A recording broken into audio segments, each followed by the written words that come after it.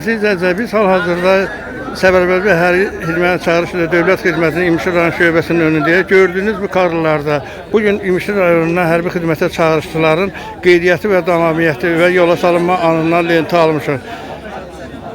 Yüksək sevinclə yola salınan çağırışçılar vətənə xidmət etməklərdən qürur duyduqlarını deyirlər. Biz də hal-hazırda həmən ünvandayıq. Söz yerən İmişli rayon ərazisində, yəni Səbərbərli Hərbi Xidmətə çağırış üzrə İmişli rayon şöbəsinin önündə bu kadrlarda gördüyünüz kimi gənclərimizə vətənin xidmət etməyə necə həvəs vardır.